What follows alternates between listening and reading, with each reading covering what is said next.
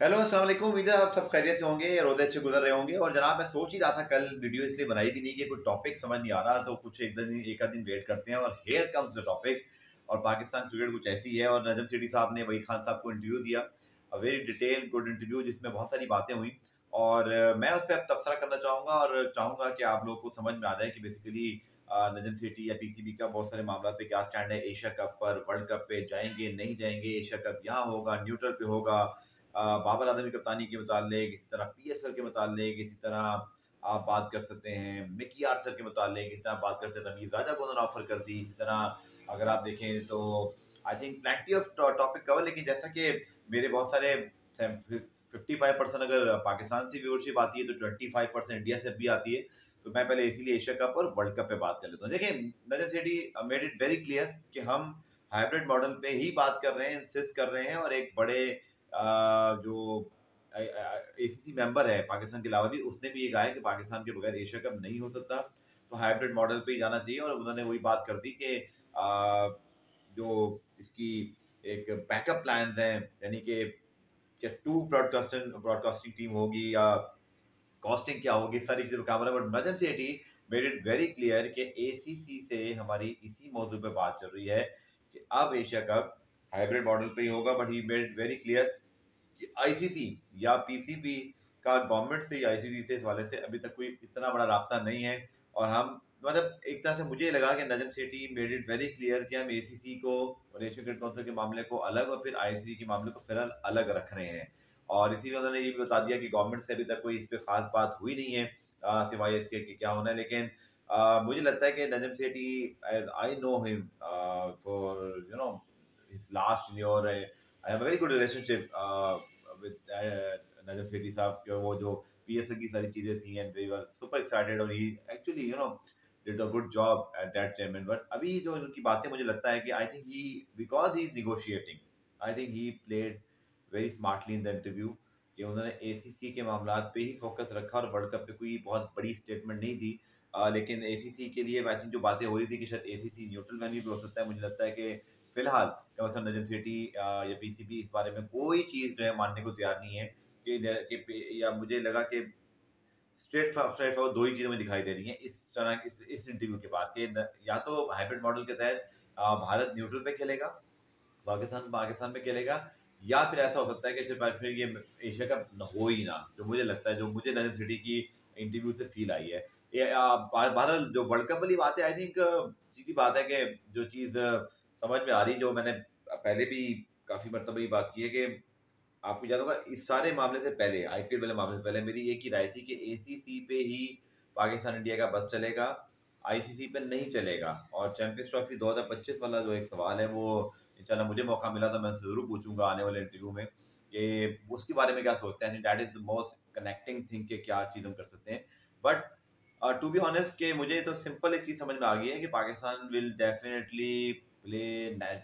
Asia का by the neutral और sir hybrid venue, और फिर एशिया कप शायद ना हो, ये भी हो सकता है। Secondly, for Asia for world cup I think जो मुझे समझ में आ रहा है, नजम सिटी साहब शायद एक दो दिन में अगर मेरे साथ इंटरव्यू होते हैं तो मैं पूछ लूंगा कि I think Pakistan cricket board का कोई बाइकआउट का इरादा नहीं है। और शायद वही वजह है कि आईसीसी से लड़के आप क्या करेंगे, और सिस्टम के अंदर रहेंगे तो फिर ही होगा सारा कुछ। लेकिन डेफिनेटली जो एसीसी की बात है, जो जो होस्टिंग राइट्स सारा कुछ है, इस पे मुझे लगता है कि बात बन सकती है, क्योंकि इसमें स्टेक दोनों का जो है वो इतना ज़्यादा नहीं है। एसीसी के हवाले से ज़्यादा सोचना पड़ता है, बट आईसीसी के हवाले से आई थिंक कुछ चीज़ें आपको पता ही है कि वक्त आने पर चेंज हो सकती हैं। बट आई थिंक वो बाबर आजम के बारे में जो उन्होंने बात की, I think which is more, मुझे लगता है कि उसके ऊपर न्यूज़ बनेगी और बन गई है, और इस पर बहुत डिस्कशन होंगे और स्पेसेस होंगी, और ये होगा तो मैं जाऊँगा तो मुझसे भी सवाल होगा। ठीक है, मिकी आर्थर को वो लेकर आ रहे हैं, उन्होंने कंफर्म कर दिया। उन्होंने ये बता दिया कि हम शॉर्ट टर्म वायदा कर रहे हैं, फिर मिकी आगे करेंगे। तो मुझे नजम सिटी साहब की बातों से ये भी लगा कि मे बी कि नजम से कि जो आपकी जो सारी जो कोचिंग टीम है बात के लिए, उसमें चेंज हो भी सकता है, मे बी कि ऐसा ऐसा हो जाए। यासिर फाद वाली बात नहीं हुई थी, अब आज के इंशाल्लाह नेक्स्ट इंटरव्यू का मुझे मौका मिलता है, दो मुझे याद रहेगा, एक चैंपियंस ट्रॉफी 2025, एक यासिर फाद। और दूसरा जो उन्होंने बाबर के बारे बात की थी, ठीक है, असूली तौर पे बात ठीक है कि आप परफॉर्मेंस बेस्ड रखते हैं स्पोर्ट्स को, सारा कुछ करते हैं। बट ये कहना एकदम से बाबर आजम के मुतालिक, मतलब ही इज बाबर आजम यार, जो दुनिया का बेस्ट प्लेयर है, one of the best player, जो आईसीसी अवार्ड विनर है, उसके मुतालिक अगर आप ये कहें इस वक्त कि जी वो मेरे एडवाइजर के कहने पर, पहले उन्होंने कहा जी शाहिद अफरीदी की जो सिलेक्शन कमेटी थी पहली वाली तो वही थी, तो क्या उन्होंने हटाने की बात की थी? कैसे? वो तो खुद आए थे एक सीरीज के लिए, तो वो कैसे हटाना चाहते हैं, ये मुझे समझ नहीं आई। और ये शायद अफरीदी से भी हम पूछ लेंगे भाई कि वो इस बारे में क्या कहते हैं। सेकंड, जो उन्होंने बात की है कि मैं एडवाइजर से बात करता हूँ, अच्छी बात है, नजम सेठी आई नो हिम, देखिए ऑनेस्ट मैन है, और शायद एडवाइजर उनके कुछ बाबर आजम के बहुत ज़्यादा हक में नहीं दिखाई देते, मुझे ऐसे लगता है। या तो somebody give him a wrong sort of मुझे नहीं पता इस बारे में, मैं खुद उनसे पूछ लूंगा, क्योंकि जो मुझे समझ में आया कि बाबर आजम के मुतालिक शायद वो ये बातें ना करते तो बेहतर होता। आपके कैप्टन हैं, आपके सबसे बड़े परफॉर्मर है, ठीक है, जब आप हारते हैं तो जरूर सवाल होते हैं, बट जब टीम अभी वर्ल्ड कप के फाइनल खेल के आ रही है, एशिया कप के, आपने इंडिया फर्स्ट टाइम इंडिया को वर्ल्ड कप में हराया, बाबर आजम ने सब अचीव किया है, ऐसे मौके पे बजाय ये कहने के कि शायद के नजम सेठी ये कहते हैं कि जी बाबर आजम बड़ा अच्छा परफॉर्म कर रहे हैं, अभी तो चलेंगे, जब आएगी तो देख लेंगे, बट बजाय इसकी यूं कहने की बात हुई, तो in the end between the line I pick two thing more, कि बाबर आजम के हवाले से मौजूदा पीसीबी का जो माइंडसेट है, वो कुछ बहुत मुझे अनसर्टन सा दिखाई देता है कि शायद वो आगे चल के कुछ तब्दीलियां कर सकते हैं। और दूसरा, जो उन्होंने बात की कि अफगानिस्तान सीरीज में जो हम हारे और थिंकर्स का प्रॉब्लम था और ये था, तो बात उनकी ठीक थी वो सारी, बट बात यही है कि डिसीजन मेकिंग तो सर आपने की थी, और आपने ही जो है वो टीम भेजी थी, आइडिया अच्छा था, बट हम तो तब भी कह रहे थे कि भाई ये हमने उस वक्त क्या समझा दिया था, तो थिंकर्स तो बाद में आएंगे, हम तो उस वक्त कह रहे थे कि डिसीजन ठीक नहीं है। तो मुझे उनकी बातों से लगा कि जैसे शादाब है द वाइस कैप्टन या जो कैप्टन है वो ज़्यादा कुछ इंप्रेस नहीं हुए, मुझे ये फील हुआ, और शायद अब्दुल रहमान जो कोच है उनके हवाले से भी। तीसरी बात जनाब पीएसएल की जो उन्होंने की, डेफिनेटली बात, मुझे ऐसे लगता है कि ये बातें कहने में बहुत आसान है और बड़ी बड़ी लगती है कि हम कहीं बाहर खेल लें, बट पीएसएल तो पाकिस्तान के लिए है यार, और वहाँ पे अमेरिका में तो अभी तक स्टेडियम ही नहीं बने, वर्ल्ड T20 वहाँ पे जो है वो हो नहीं रहा है मेरी इत्तला के मुताबिक, और कुछ और खबरें आई थी। सो यस, इंग्लैंड या ऑस्ट्रेलिया जैसी जगह पे अगर आप कुछ कर सकते हैं पीएसएल का तो ठीक है, वरना कौन सी लीग जा रही है पाकिस्तान अपने मुल्क से बाहर, अनलेस कि कोविड ना हो, तो मेरा नहीं ख्याल कि it's a good idea to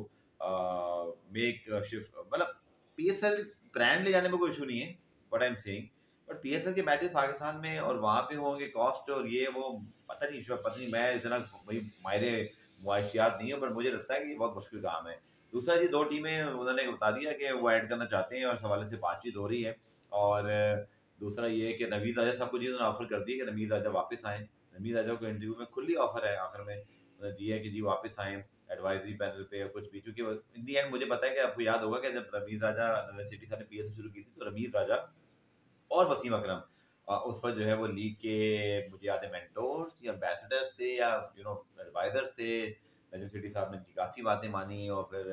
मुझे पता है 3 लोग बहुत करीब हैं उनके, वसीम अकरम रमीज राजा ज़माने में थे और फिर शाहिद आफरीदी, तो वो उनसे ही बहुत सारी चीज़ों पर कंसर्न करते हैं। But overall I think situation जो करंट निकला वो यही है कि जनाब बेशक अब होगा तो हाइब्रिड मॉडल के तहत होगा, मतलब शायद पाकिस्तान इनकार कर दे, वर्ल्ड कप में हम जाएंगे ही जाएंगे, तो ये सिचुएशन तो सिवाय गवर्नमेंट मना करे तो और बात है। तीसरी, बाबर अजम कप्तानी के ऊपर मुझे तो उनकी बातों से लग रहा है कि मिकी आर्थर आके अगर कोई ऊपर नीचे चीज़ होती है तो वो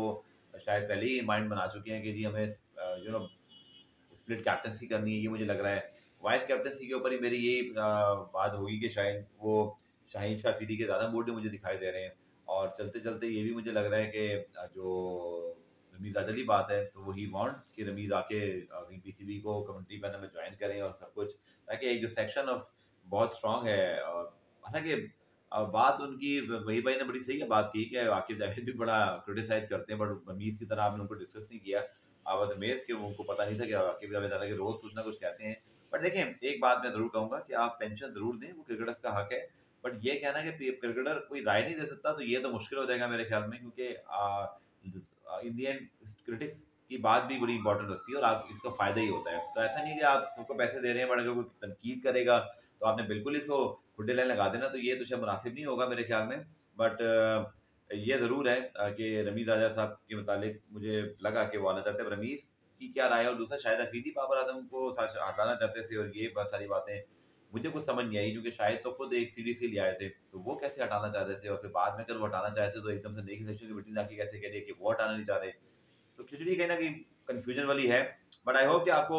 बात समझ में आ गई होगी। मुझे इस पे अपना फीडबैक जरूर दीजिएगा। I would love to get your feedback, और नजम सिटी साहब से इंशाल्लाह जल्द इंटरव्यू करूंगा, तो फिर सारे सवाल रखूंगा। Thank you.